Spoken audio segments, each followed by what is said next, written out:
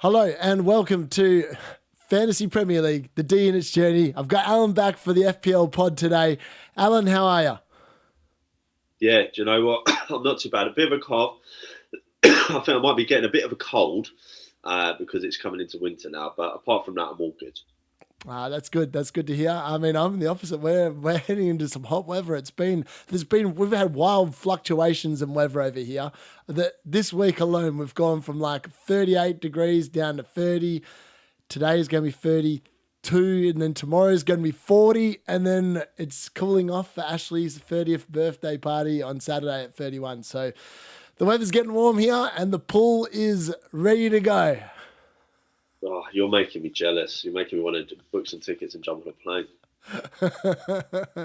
All right, so without further ado, we are going to get into the big talking points of this week. But first off, we are going to cover the fact, Alan, that since the last time we talked, you have played a certain chip. Do you want to fill us in what that chip was? Yeah, so I played my triple captain, and it didn't really work out for me. I only scored 69 points. And, I think that the triple captain, I gave it to the player with the highest XG in a single game. And he only managed to get one goal. So I think that just sums it up, really, doesn't it? Look, I should have probably saved it maybe for a double game week. But to have so many missed chances and no bonus points, I was hoping to get 39 points out of him. And I only scored 69 in total. So it was a bit of a flop. But do you know what? It is what it is. Look, yeah. Let's go straight into your team. So I'm just going to pull it up now. So hopefully in a second you'll be able to see this on your end with some luck. And look, you were unlucky. You got 69 points. You had the triple captain on Haaland. I mean, you could have done better by picking Mbeumo as your triple captain. You would have been pretty happy then. Yeah, do you know what? It did cross my mind. I thought, I don't know, it did cross my mind, but I just on paper, the easiest fixture is Southampton, and Haaland. I just thought he'd do it, but that's FPL, that's football, isn't it? It is. It is. I mean, like, talk us through your team on the weekend, Alan. I mean, like, in fairness, you did have a green arrow here. Yeah. I think. Did you have a green arrow? Yeah. I had a green arrow. So it's really weird because I'm now 499 points, and that's ranking me at 3.8 mil globally. But I had green arrows across the board, right? Except in our mini league. In our mini league, I stood at 18th. Just stood at 18th place. Just so weird. I think that just goes to show the quality of the people in our league.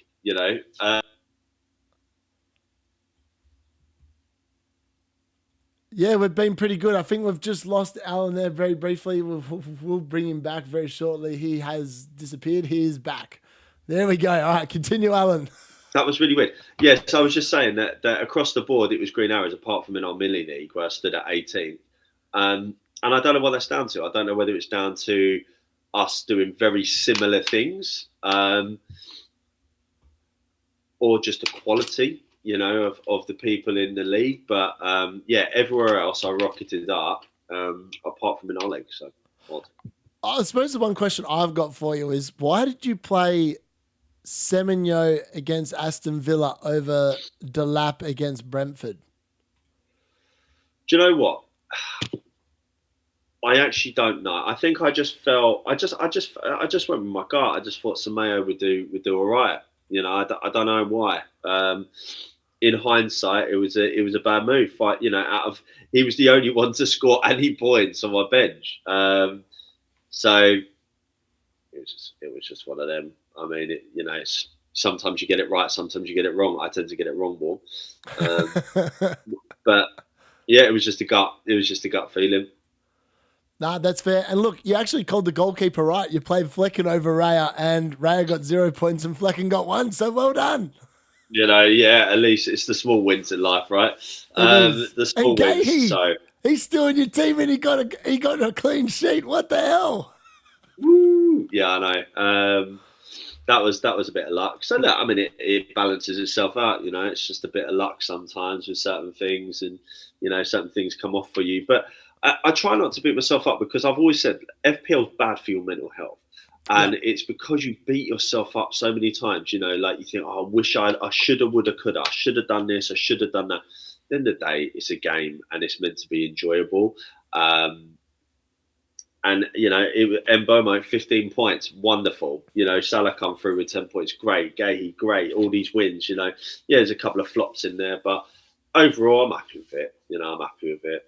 And I've moved up places. I think in some of my other leagues, I'm like, next week, I reckon I'll go second. So for the start from what it was at the start of the season to now, I'm happy. It's those small, like I said before, small changes and consistency is what it's about. It's not about getting massive points and another week's no points. It's about being consistent and getting those green arrows every week. Just little changes, little tinkers. No, that's fair. Now, like the one thing I did want to ask is, how many transfers have you got this week? So I've got 2 transfers this week. I don't know if I'm going to make them though. You're going to have to make one. Can't you roll them? Yeah, you can roll them, but you're going to have to make one because I'm pretty sure Eze's scored in the Carabao Cup, but he's gone off injured. Yeah, I know. I did see that. at the end. So that's why I was holding back. So I didn't do any transfers because I wanted to wait to see what happened in the cup games. So yeah, maybe Eze. I mean, we'll talk about it. Do you know what? I haven't actually put any thought into it whatsoever, so we can talk about it on this pod. No, that's fair. Now, the other thing I'll mention as well is it looks like, well, some interesting team selection here. So Mickey van der Ven has just gone off injured in the first half for Tottenham as well. So if you've got him, you probably want to find out how serious that is. Son is not involved again. I'm going to stick the football on in the background. That's what I've got. Now, if anyone is interested to know how Manchester United are going in the post-Eric Ten Hag fashion, well, I can tell you they've got off to a flyer. The goals are flying in. I tell you what, Ten Hag has literally got his tea and he's just spitting it out everywhere going, why were you guys not doing this when I was your manager? Yeah, probably. Well, that's because no one understood what the plan was. So that's probably why. In other news, Alan, Crystal Palace are doing one on Aston Villa at the moment in the Carabao Cup. They're actually 2-1 up with 8 minutes left there. Yeah, I know, which is decent. I mean, the Eze goal was great, good header, and then they went 1-1. So I'm pleased that we're now 2-1. Actually, I was travelling back, so I missed that action because I was coming back. I was at the driving range earlier. I headed to the golf top, and I was heading back for this pod. So I actually missed 2 of them goals. Now, interesting thing here, Newcastle have beaten Chelsea as well in the Carabao Cup, and Nicholas Jackson's not even in the squad, but Cole Palmer's sat on the bench for 85 minutes, so maybe they just... Why do you think they even put him on? Well, that's a good question. I mean, like maybe they thought 2-0 down at halftime, the game's done. I don't know. I'm not sure. Maybe they just really want to make sure he only plays one game a weekend. I mean, like Man United have conceded twice to Leicester at home here, but they've scored 5. So I'm thinking that Cole Palmer and Nicholas Jackson could be pretty damn good this weekend because it looks like they're going to be a bit porous, but it looks like United are a lot more attacking. Bruno Fernandes has 2 goals in this game, and Garnacho has 1, and Casemiro has 2. And I'm telling you, the forward assets might actually be a thing, but like it is the Carabao Cup and it is Leicester, so I want to see how they go against Chelsea before jumping on them. But Eric Ten Hag leaving the club, I think, makes their forward assets look a shitload better than they've been, potentially. No, I mean, I think that it's probably just down to them being relaxed. They're going through this transitional fade of, one of their managers is, their manager's gone and now they're just in this transition and they're probably just very relaxed and they're probably just playing football.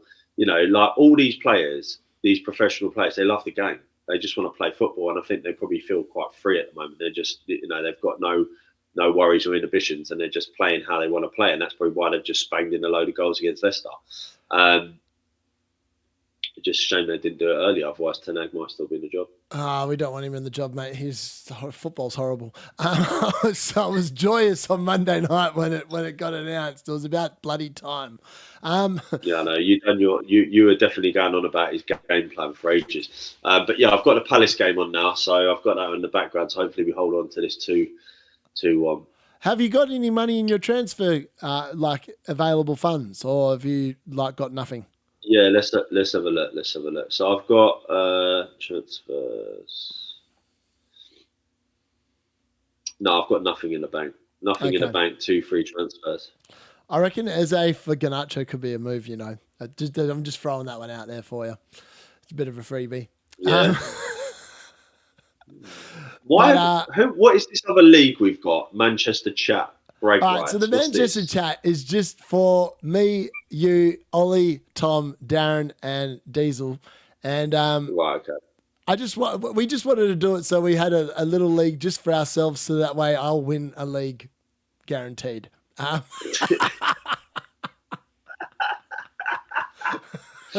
too much. I've versed all the plebs in that league. It should be a pretty easy one. I think you do raise a good point, though. So the reason why no one went up in our league and I actually went down is because of the fact that we've been getting some people join, and we love it. We love the people that are joining and coming to the league. We've had some really good teams. I mean, the team that's actually come in at the top finished BK, so he's joined over the last week. He is currently ranked number 13,962 in the world. So we've got some good people in here, which is probably why you didn't go up. Well, do you know what? That makes sense. I didn't go up because there's about 10 people that have joined the league. So that makes sense, because I was so confused. I was like, what is going on? Why have I got green arrows all over the place? But in this league, I'm staying exactly the same, not going up or down anything, just staying the same. Just complete fluke. I suppose that's the best time to actually mention that the league code to join is LDV6FK. So LDV6FK is the league code to join. Please do get involved. We love a bit of banter, and you will get a shout out if your team top scores for the week. Now, just when we've said all that, I just want to talk through the team that did actually score the most points this game week. Now, we had to go down to Chris Van Brooklyn. I gave him a shout out earlier in the week, but we'll give him another one. So his team scored 76 points. No triple captain was played here. What is that, Christian? Nah, Chris Van Brooklyn. Okay. I think he must be Dutch. He's got a Van name in there. So eventually, he's Australian. He's 100% Australian, but he must have some Dutch blood in him, having a name with Van in it. Oh, yeah. So he had a really good lineup. So for this weekend anyway. So he had Halaand captain as well, like everyone else. But he also had my best mate, Chris Woody the Woodpecker Wood, delivering 2 goals to start the game week, Alan. That must have been, well, I was very excited when that happened to start. And I knew that I'd beaten Darren in the head-to-head league straight off the bat. Yeah, I mean, it was pretty good. I mean, look, we've been talking about Woody for ages, and he's smashing it out of the park. I had Tom in the head-to-head, so I managed to beat him. Luckily, it doesn't, it makes it easier using a chip. But what about Cormac? Bob, he had the most points on the bench. Oh, did he? So he played his wild card. How unlucky is that? And yeah, you're right. He had Smith on the bench, Aitnori on the bench, Konza on the bench, Sells on the bench. Man, he left a lot of points on the bench. You're right. Jono done well. Jono done well with his transfers. I think he scored the most points with his transfers. I think he scored the second highest this week. Yeah, 71 points. Now, I don't think he's been making a transfer all season. He hasn't. Oh, no, he's made one. Hasn't he? He made one. He made one in game week 7. Oh, he made 2 in game week 6. Okay, so he has been making transfers. Jono, I apologise. I thought you weren't paying attention to your team. I've got him this week. And then on the other end, we've got Reece, who scored the fewest points from his transfers. But Reece. Christian, there's a Christian who's got Omicron United. Yes. And he's on a bit of a roll. I mean, I think he's on quite a few points over the last 5 games. So yeah, he does. Yeah, he's one of our new arrivals. He has been getting involved in the chat as well. So shout out to you, Christian, Thanks for getting involved in the live streams. I'm not sure if we'll be able to do one this week because of my partner's parties on the Saturday when the deadline stream would normally be. But we'll see how we go. And poor Bailey dropped 7 places this week, had the lowest score. Unlucky. It happens. But I do like his team name. I like his team name, Brev United. Yeah, it's a pretty good name, isn't it? He did drop, didn't he? Unlucky. He dropped a lot. 39 points. What happened there? Let's have a quick look. Okay, yeah, he's had a lot of blanks. He's had a lot of blanks. He's got some injury issues on the bench as well. Van der Ven obviously got injured. Gabriel's under a cloud. McNeil's technically under a cloud. I want to talk about McNeil. What was Blake doing this week? He tinkered a little bit, didn't he, Blake? Yeah, Blake. Yeah, he's been all right. He's dropped 2 places. He dropped 2 places like me as well because all the people came. He got 58. His team just didn't go as well as the week before. Let's put it that way. So Newcastle beat Chelsea 2-0. Yep. I mean, Tottenham are currently beating City as well. I mean, Manchester United could be a shout to win the Carabao Cup again this year. Yeah. I think Liverpool, Brighton. How's that game going? Do you know, I haven't even checked it. I've just got the Palace on. I'll have a look. Liverpool won 3-0 against Brighton. Yeah. No, 3-2. Sorry, I lie. It said 3-0 on my page. It's 3-2. Cody Gakpo with a double and Luis Diaz with a goal. Interesting. Tottenham is still beating City 2-1. That's also interesting. And Manchester United, the news story under Ruud van Nistelrooy, under my management, might I add, Alan. Under your management, mate, he is literally. You two are just like twins. Yeah, if you look up Ruud van Nistelrooy and you then look at my beautiful face, you'll notice that there's a very distinct similarity. Yeah. So look, my team, I was disappointed as well. I left Smith Rowe on the bench this week. I could have got an extra 5 points if I'd replaced him for Rodgers or McNeil. Yeah, Rodgers was a disappointment. I thought Smith Rowe was going to do bits because I actually put him in my challenge. Yep. Because I thought he was going to get some points and stuff. He's just one of them players, isn't he? My 8 Nori transfer for, I'll get it right eventually. Yeah. My transfer in for him from Harwood Bellis paid off with 8 Nori leading the comeback against Brighton with a goal. Yeah, I was thinking about bringing him in. I was thinking about doing that transfer of 8 Nori. Like maybe do. I was thinking about getting rid of Justin for him. Get rid of Justin, bring in 8 Nori, and then get rid of Delap and bring in Raul. Yep. No. So what That's I've done. What I was thinking, but obviously with Eze now, it's going to mess things up. Yeah, I think you might need to move him on. You'll have to wait and see what happened, but he definitely went off before half-time, which makes me think it must be a significant injury. I'm not sure. Yeah. So this week, I've actually taken a -4 so far, Alan. So this is what I really want to talk about tonight. So I've bought Mo Salah back in, and I've got rid of Erling Haaland. And to do this, I've got rid of Erling Haaland to Mateus Cunha from Wolves, who obviously started that amazing run of fixtures, and he did score last weekend. And I have ditched Smith Rowe in favour of keeping Dwight McNeil for the Southampton game. We'll talk about that in a minute. But I've bought him Mo Salah instead. So I've swapped premiums here, and it is a play that a few people have made. What do you think about it? I just think I think it's risky getting rid of Haaland. Like, if we look at the start of the season, like what he was doing, he's gone a bit quiet, but I just think it's risky. Like, you know what Haaland's like. He can just blow. Like, so personally, my personal opinion is I think it's risky. I think you have to have Haaland in your team because of what he's capable of. But what I'm really hoping now is that a lot of people follow those kind of moves that you're doing, forget about him, and I can have him for a few weeks and he goes mad again, getting a few hat-tricks, and I can catch back up the table. That's really what I'm looking for. See, the reason why I've done it, and look, he's had what should be in theory 3 of the easiest games in a row. So he's had Fulham at home, Wolves away, and Southampton at home, and he scored 1 goal in those 3 games. Yeah. It's not. But you say that. Yep. You say that, but he's a quality player, so it doesn't really matter if it's the easiest game or not. Like, he could do that against any team. He could do that against Arsenal if he wanted to.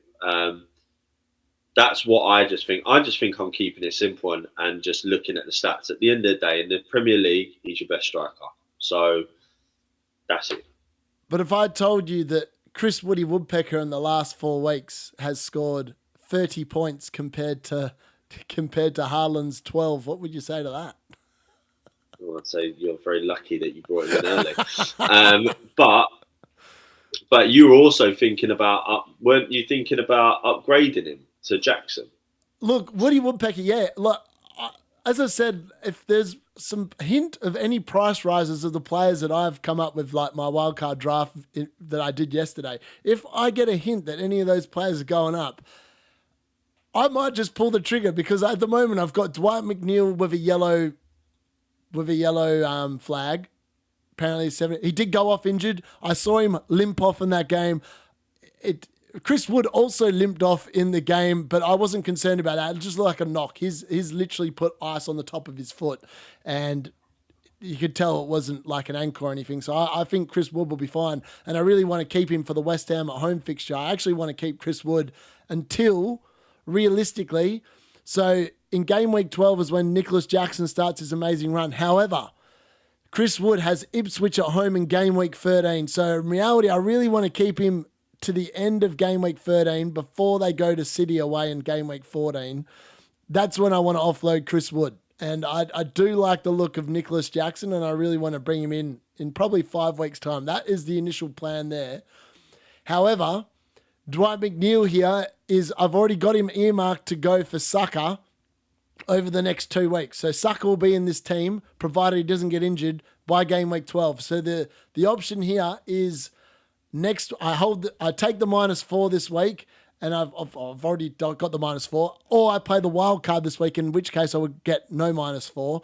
However, I think the play here is potentially not to play the wild card, hold it till 12 when I originally wanted to play it, because then I can transfer a few different things around. So next week I would just bring someone in using the transfer for a 1 week punt.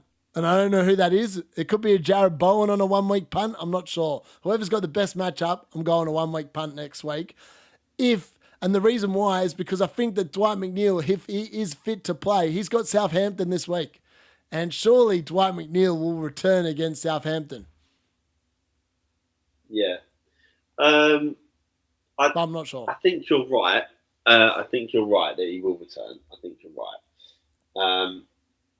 But I don't know. I mean, your strategy is good. If I'm honest, Darius, I haven't really thought about it as much as you have. Like, in terms of your strategy, my strategy's just been a bit off because I've just been taking it simple in terms of what I've been doing week by week. I haven't actually taken a deep dive into what I'm going to do over the next sort of period. But it makes sense. It makes sense what you're saying and what you're doing. And I think you've got to have that strategy. I think for you, that'll probably work. So the one thing I did want to show you here is really quickly, I was going with, I think I went, I've got rid of Ryan. So I had Pickford in goals here. I'm just trying to create the wildcard team that I did on the stream, just so I can show you what it would look like. And, what I actually think it's a really good squad. And the reason why, and I'm going to talk through it, and my ideas behind not having Haaland. And I'm just going to quickly find the last defender I had here. I think. Well, Haaland's expensive, right? He's a lot of money, and it's like, if you can free up that money, and like, do you know what? It's a really good point what you made. Like, you look at Wood, like how much is he? 6.4. So I could sell him for 6.2. He's at half of the cost of Haaland. Do you know what I mean? It's like, but he's one of them where it's just a really good buy. You've just made a really good buy there by having him in. Yeah. So can you see the team I've got put on the screen for you? Yeah, but it's small. Yeah. All right. So I'll quickly talk you through it. So the idea is I'd save some money. I'd get rid of Raya because Raya's done absolutely dog nothing for me so far. So Pickford Yeah. comes in for him because obviously Everton's draw for the next 5 weeks is looking pretty good. And Fabianski is now playing for West Ham since Ariola's been dropped. So I really like that fixture there. And I think that potentially there's some, you could just rotate them if Fabianski keeps on playing. I think West Ham will eventually start not conceding as many goals. So in the defence, then I'd then have a double up on Liverpool. So Canate and Alexander-Arnold, double Liverpool defence. I quite like it because Liverpool have been pretty good defensively this season. I've got Ait-Nouri, Justin and Robinson as all 4.5 options that you can mix and match depending on the game week, whoever you want. Maybe I'm wasting 0.5 mil there. I'm not sure. Maybe Justin drops to a 4 million defender. I don't know. But then in the midfield, I've then got a midfield that has Morgan Rogers as an enabler, and then I've got Brian Mbeumo, Cole Palmer, Bakary Saka, Mo Salah. Like, how many points is that midfield going to score from week to week? You'd almost back him in for 40 points a week. I mean, that is insane. So Salah, Palmer, and Saka. Yeah, and Mbeumo. Yeah, and Mbeumo, yeah. I mean, that's really amazing. Yeah, that is. Yeah. And then up front, it would be Wissa, who has an amazing run for Brentford and has hit the ground running last week. Ain't getting points, if Mbeumo ain't getting points, Wissa will pick them up. Exactly. And then you've got Chris Wood and then Mateus Cunha. Now, obviously, as I said before, Chris Wood, I've still got 2.1 million in the bank. So I could then just wait until Chris Wood's fixtures in game week 15 changes and in comes Nicholas Jackson and I've got the money ready to go. I don't know. I just think that draft has more value in it than a Haaland draft. So if you've got a Haaland, it's either Haaland and two absolute plebs and an extra pleb at midfield versus that midfield and three forwards that look like they can score from week to week. Yeah. That's the way I look at it. You know what? I mean, look, I think for you, it's probably right because, like you say, you're jumping off Haaland now because the easy fixtures are gone. You're jumping on the others. You're bolstering up the midfield. It's great. I'm playing it the opposite way because I'm thinking, well, I'm already behind. Yeah. So I'm gonna just offset it. You're getting rid of Haaland. So if Haaland does get points, it's just going to help me boost up past you and people like you that are doing similar things. And those people are really probably the more elite FPL managers. But also, I'm not doing anything too radical where the basic ones that are going to keep Haaland, not dropping below them. So I'm going to probably stick with Haaland for a couple of weeks until my points until I get up further in the leagues where I want to be. And then I'm going to start tinkering and start looking at it a bit more. That's my plan. See, I can't believe I say this. If I had not bothered wasting a trade on Dean Henderson for David Raya, I'd actually have more points now. Like he's kept a clean sheet and he's got 3 points in his last 2 weeks, and Raya's got me 4 points in 4 weeks. How bad is that? You're like, how can you foresee some of these things? Like the defense this year and goalkeepers have just been so infuriating. You think that they're a lock for a clean sheet, and then they concede goals. I know, it's mad, isn't it? It's mad. I mean, that's football. It's like I said before. If you could work it out, if you knew what was going to happen, if everything you thought was going to happen happened, it would make it very boring. And also, you'd be a millionaire because you'd just be gambling all the time. The thing is, it's so unpredictable. Like it is just unpredictable. I'm just looking at like 4 million rated defenders, like how I could save some money here and like invest a little bit more. But like, there's no really good 4 million straight 4 million defenders that are playing. Like they're all 4.1 now. Against Tottenham as well. Yeah. Yeah, I honestly can't see any 4 million rated defender that takes my mind. Maybe Van den Berg because he's still playing for Brentford, but he's done nout. But like you'd never play him, would you? Like he would just sit there on your bench.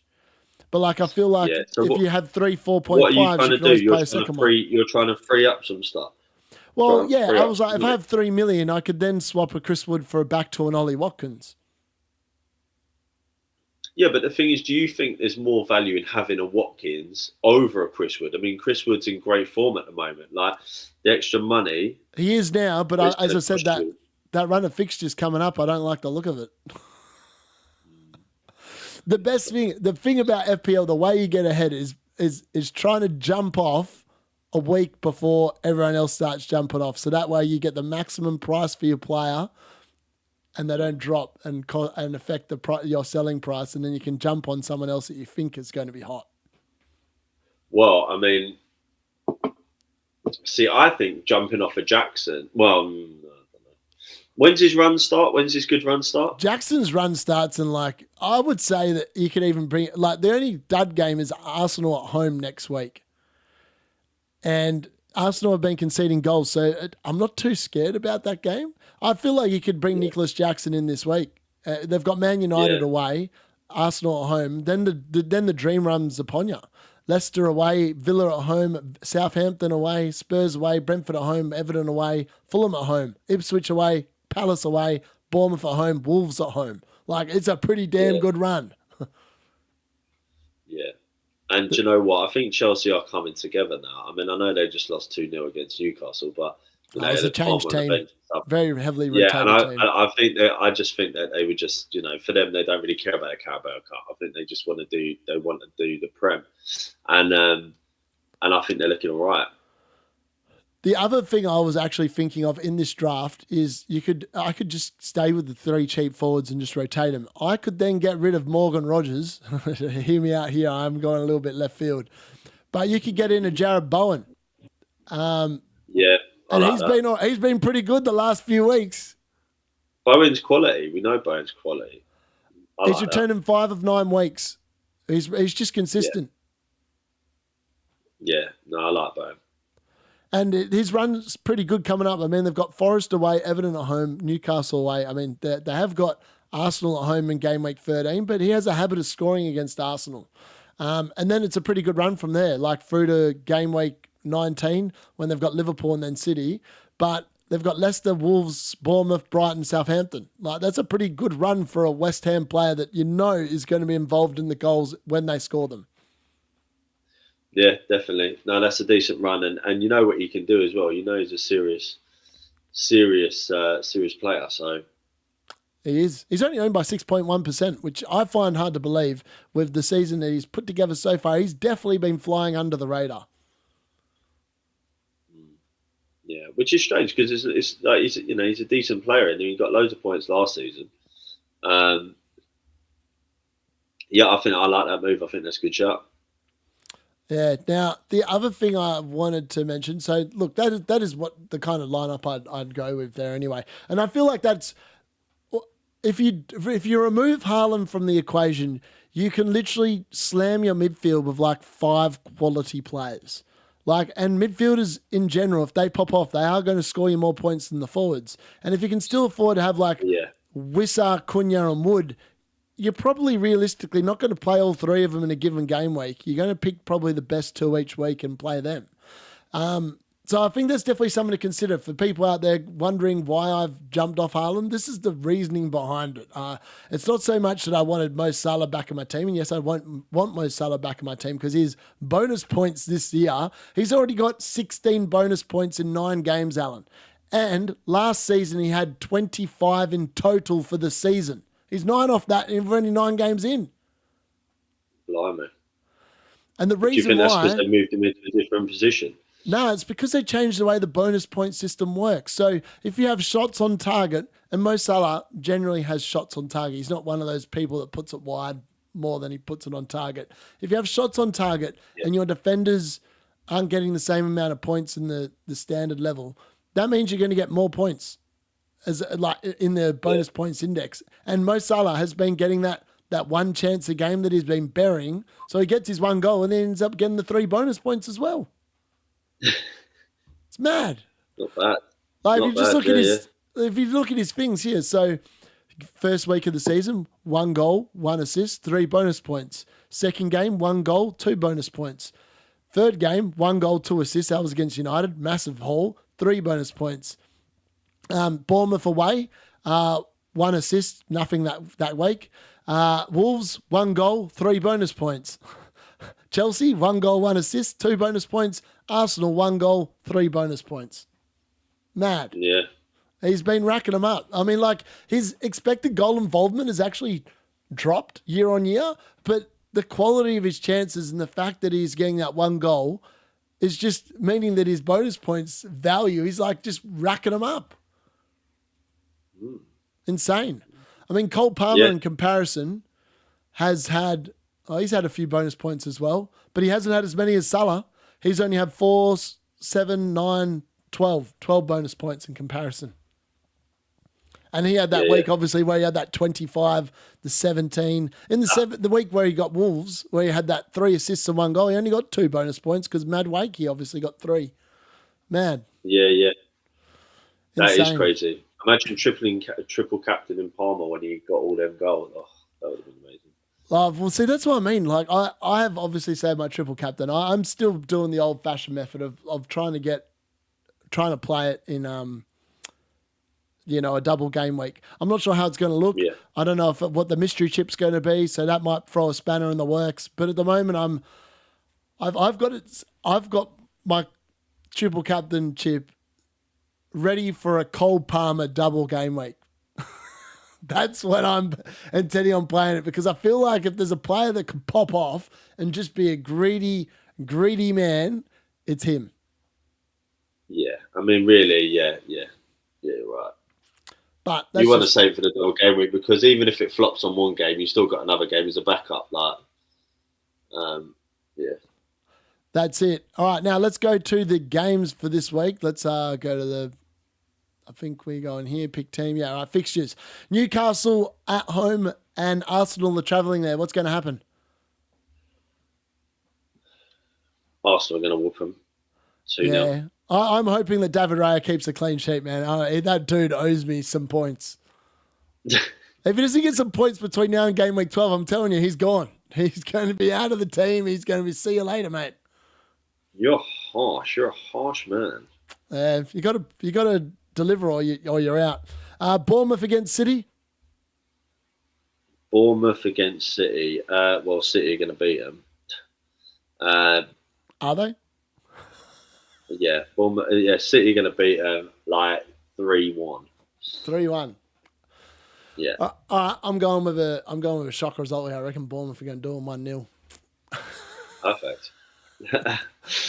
Ipswich against Leicester. I think Ipswich have the advantage over Leicester.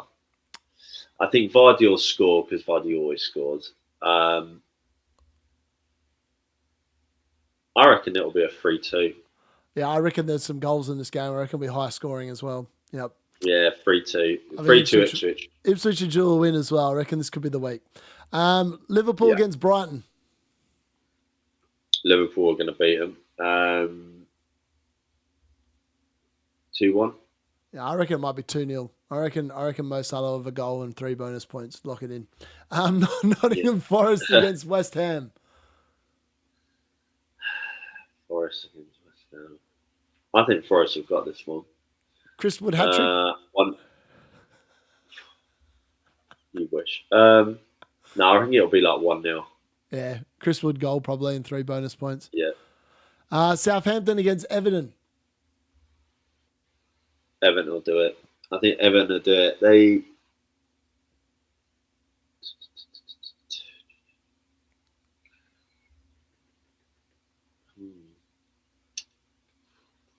2-1. All right, fair. Maybe like a 1-1. Keep everyone in suspense, and they'll just bang one in at the end. I think. Sounds good. Wolves against Palace. Palace are going to win this. I think they'll just. I think they're marginally better. The only thing is Eze's injured now, so whether that affects it, if he doesn't play, that could affect it. But I think that they've got a winning streak at the moment, winning mentality, and I think hopefully they'll carry that into this game, and it will be 1-0. Okay, I'm going with a Wolves win here. I'm going to Cunha to pop off as the start of the dream run opens up. Hopefully, Aït-Nouri gets involved with an assist or something. Spurs against Villa. This is an interesting game. Spurs are going to do it. I think they've got the advantage, and I think. Well, I'm watching the game right now against City, and it's 2-1. So if they can hold on to this win, again, I think that will inspire them to go in with confidence into the game, and I think they'll beat them 2-1.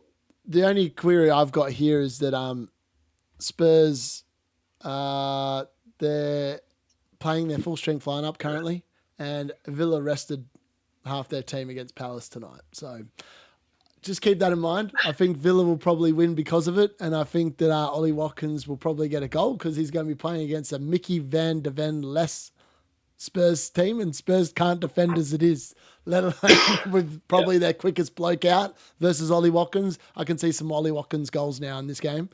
Man United against Chelsea now. Who knows what's going to happen in this one? Chelsea are going to win 2-1. Palmer. No, 3-2. 3-2. Palmer, goal and assist. Jackson, goal. And Sterling goal. Sterling plays for Arsenal. And Man United. Oh, what am I talking about? No, definitely Sterling goal. Madueke or something. Madueke, there you go. Madueke. I don't know how you say his name, man. That's really funny. See, after I started supporting Palace, I just completely lost interest in Chelsea. What about Man United? Who's going to score there? Casemiro got a double. Fernandes got a double in this game. Garnacho also scored. I think United are going to score goals in this game. I think that I think Chelsea will score goals as well. I think this could be an absolute humdinger. It could be like 3-3 or something stupid like that. It'll be interesting to see, though, because Ruud van Nistelrooy was obviously in charge tonight. There's a lot of speculation around Manuel, I think that's how he says, Manuel, Amarin. I'm not sure how you say his name. I have to look it up. Yeah. Potentially he could be coming in before Sunday, but I don't think he's going to be in charge for this game. So I think it'll be back to Ruud van Nistelrooy on the touchline. Rudy. Yep. Me, I'll be there for one more game, then I'll be out. And last game of the round, Fulham against Brentford on Monday Night Football. Fulham like 2. Oh. I think Fulham are going to win this. Hopefully it'll be like a 3-2. I know it'll be lots of goals, hopefully. And Mbeumo and Wissa hopefully get on the score sheet. Jimenez will get a few. Huh? Hopefully Mbeumo and Wissa getting on the score sheet. Yeah. I think they will. And I think Smith Rowe and Raul will get on there as well. Do you know what? I'm just tired. My brain's not working. It's like 10 o'clock at night here. So. And we are going to can it right there because it's 6 a.m. in the morning for me. Is it? What? Yeah. Why are you doing this so early, man? Well, because I watched the United game, didn't I? 3:45 wake up for that. So I've been awake for a couple of hours. You're so just I'm actually keen, isn't you? Like you're proper keen on it. You love it. Like I had to see me coach the team. I was like, it might be the only game he gets. So I could say that I was on the touchline for one game. Fair enough. All right, folks, we're going to hold it there for this week. Thanks for joining and paying attention. Make sure you press the like button. If you're new, press the subscribe button, and we will see you again shortly. That's goodbye from me. See you later, guys. Bye for me. Catches.